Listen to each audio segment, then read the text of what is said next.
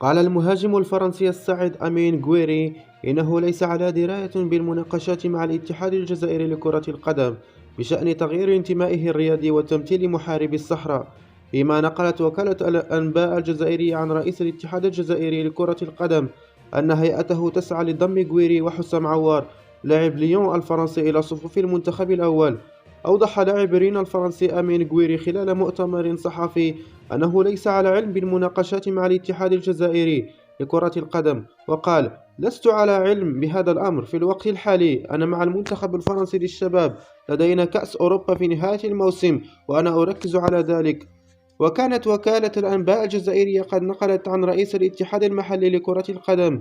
أن هيئته تسعى لضم غويري وحسام عوار لاعب ليون الفرنسي إلى صفوف المنتخب الجزائري الأول. وبحسب الوكالة، قال المسؤول الأول عن كرة القدم الجزائرية في حديث لإذاعة القناة الثالثة إن مناقشات بدأت بشأن غويري، مشيرا إلى أنه لم يتقرر شيء رسمي بعد في المسألة، مضيفا أن هناك تقدما أكبر فيما يتعلق باللاعب عوار البالغ 24 عاما الذي لعب مباراة واحدة مع المنتخب الفرنسي الأول ضد أوكرانيا في 20 أكتوبر 2020. وتبع رئيس الاتحادية الجزائرية: عوار وافق على القدوم إلى المنتخب، نحن على وشك الانتهاء من هذا الملف، نريد التعامل مع هذا النوع من الأمور بتكتم. هذا ويذكر أن غويري الذي سيبلغ عامه 23 الشهر المقبل خاض 24 مباراة مع منتخب الشباب الفرنسي ولم يلعب بعد للمنتخب الفرنسي الأول.